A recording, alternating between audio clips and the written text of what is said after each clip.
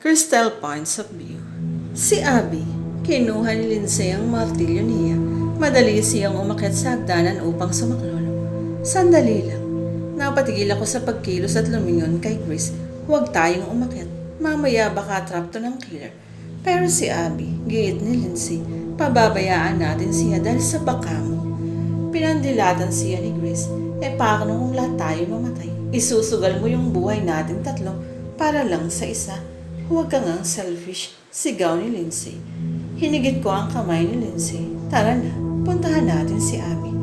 Ang tanga niyong dalawa. Hindi ako makapaniwala sa kasamaan ng ugali ni Grace.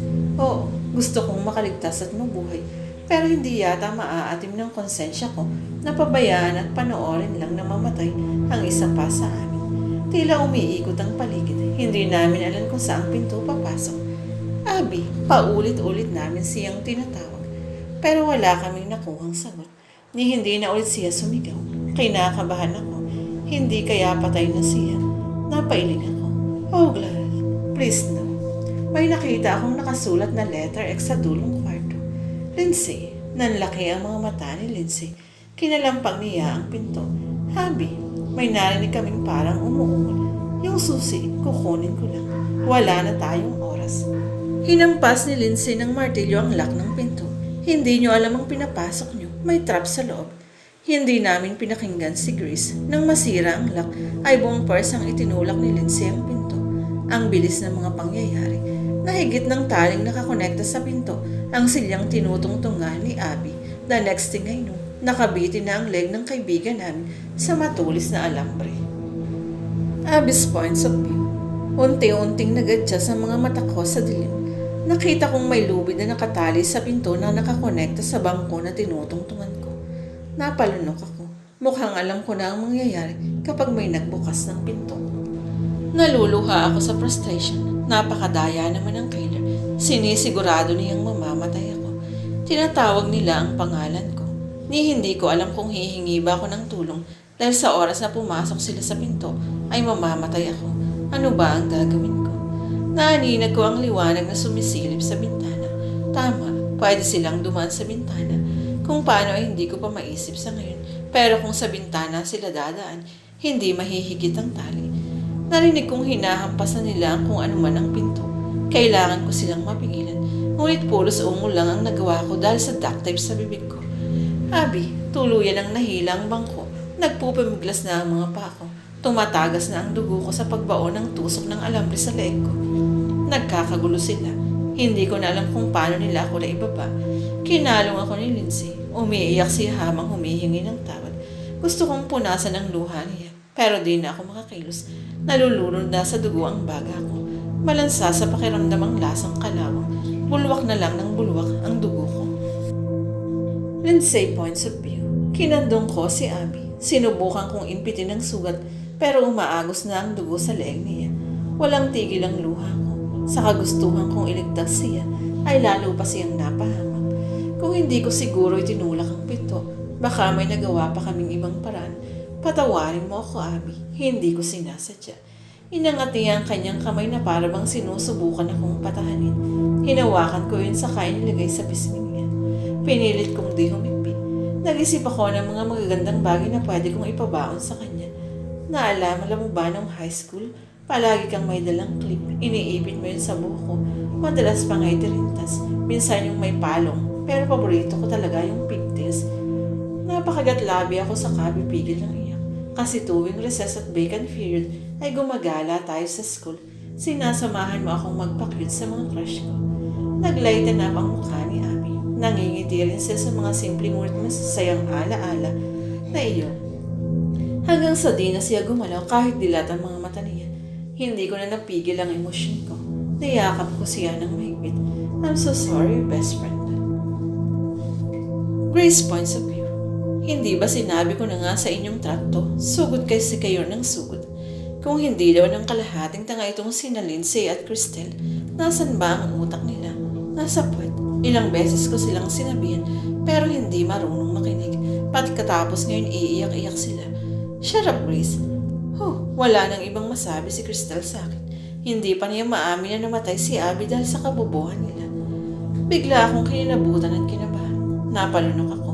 Kung tama ang hinala ko na magkasabwat sina Cristel at Lindsay, ako na ang huling biktima sa listahan nila. Tumayo si Lindsay at nagpunas ng luha.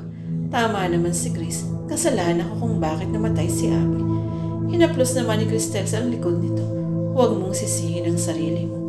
Ginusto lang nating tulungan at iligtas si Abby. Napaikot ako ng mata. Nagdamayan pa ang mga panga. Tinignan ko ang bangkay ni Abby. Malakas ang kutob ko na si Lindsay ang killer. Kaso perfect ang mga alibay niya. Kung magbabase naman ako sa evidence, si Cristel ang itinuturo nito. Ang gumugulo sa isip ko, paano masiset up ng killer ang lahat ng ito kung magkakasama kaming talo sa dining table kanina nang sumigaw si Abby. Si Maricar. Napatingin ako kay Lindsay nang banggitin niya ang pangalang iyon. Kinuha niya ang kanyang martilyo at tumakbo pababa. Nabato ako sa kinatatayon ko. Posible kayang buhay si Maricar. Tinakpa ni Cristel ng kumot ang katawan ni Abby bago nag-sign of the cross sa kamuling sinundan si Lindsay.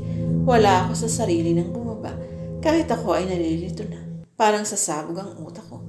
Humahango si Lindsay na sumalubong sa amin. Namumutla siya. Nawawala yung bangkay ni Maricar. Grace points of view. Nawawala yung bangkay ni Maricar. I'm not buying this shit. I'm positive wala ng heartbeat si Maricar nung chinek ko siya. Ngunit paano kung uminom siya ng gamot pansamantalang pampatigil ng tibok ng puso? Pinili kong magpaiwan sa basement. Si Lindsay na naglalaro sa playground ay tulo na yatang nabaliw. Si Cristel naman ay umakyat sa second floor para kunin ang mga cellphones namin dahil baka raw magkasignal. Halos sabunutan ko na ang buko at lamukusin ang mukha ko. Kailangan kong mag-imbestiga. I would outsmart that killer's mind game. Kung nanggaling dito sa basement ng killer, siguradong may iniwan siyang kahit anuman lang na bakas o ebidensya. Sinuri ko ang paligid. May naninag akong mata sa loob ng cabinet. Nagtaasan ang balahibo ko na parang may malamig na hangin na umihip sa balat ko. Pinaglalaroan na ba ako ng imahinasyon ko? Hindi ako nababaliw. Grace, hold yourself together. Kaya mo to. Hinawakan ko ng mahigpit ang kutsilyo ko habang lumalapit sa cabinet. Ang bilis-bilis ng tibok ng puso ko. Huminga ako ng malalim. Bumilang muna ako ng 3 bago ko binuksan ang pinto niyon. Malakas akong napamura pagkatapos. Bumulaga at bumagsak sa akin ang katawan ni Maricar. Dali-dali kong itinulak ang bangkay palayo. Oh my God! Gumapang ang kilabot sa buo kong katawan. Humagulhol na ako ng iyak. Oh my God! Parang bumabaliktad ang sigmura ko. Napatakip ako ng ilong at bibig sa amoy ni Maricar. Naglalabas-masok na ang magot sa tainga, ilong at bibig niya. Umatras ako sa sulok ko. Niyakap ko ang sarili ko. Iling lang ako ng iling. Hinahabol ko na ang hiniyat ko. Sa napapagtanto ko, itinago ni Lindsay yung bangkay para i-frame up si Maricar. Napalunok ako. Siguro nakakahalata na siya na alam kong siya ang killer na nawalan lang kaming natitira. Si Cristel, bigla akong nag-alala sa kanya dahil mag-isa lang rin siya sa itaas. Hindi ko alam kung concerned ako bilang kaibigan o natatakot lang talaga akong mag-isa. Ayokong mag-isa. Natatakot ako. Mas natatakot pa akong mag-isa kaysa mamatay. Pero kung makaligtas man ako o mapatay ko ang killer, walang tunay na makakaintindi sa trauma ng istorya naming anim, kundi ang taong kasama ko simula pa nung high school. Hindi ko kayang harapin lahat ito ng mag-isa. Sa huli, kailangan ko pa rin pala ng kaibigan. Kailangan namin ng kaibigan. Crystal points of view. Tila ba may nakakubling mga mata sa bawat sulok nitong resort? Maaaring pamilya ko ang bumili nito, pero pakiramdam ko ay ang killer ngayon ang nagmay-ari ng lugar. Umakyat ako sa kwarto. Kinuha ko ang cellphone namin, pero para pareho lang na walang signal. Nawawala yung bangkay ni Maricar. Kung si Maricar ang killer, bakit nandito pa rin ang gamit niya? Di ba dapat dala niya ito kung saan man siya nagtatago? Binuksan ko ang zipper ng maleta niya. Nanlaki ang mata ko nang may makita kong isang bagay na nakasiksik sa mga damit niya. Isang baril. Naiwan ba ito ni Maricar? Sa killer ang pabayaan naman niya o masyado lang niya kaming minamalit? Nakaka-insulto. Alam niya kasing mag-aaway kami imbis na magtulungan. Nakakamuhi sa sarili pero tama siya. Our hidden issues lead us to our downfall. Kinuha ko ang baril. Mabigat rin pala ito. Never in my wildest dream have I imagined that I would be using one. My life is already perfectly planned. I won't let this killer take away my future. Cristel, napatayo ako. Ibinulsa ko ang baril sa likod ko. Grace, anong ginagawa mo dito? Nasaan si Lindsay?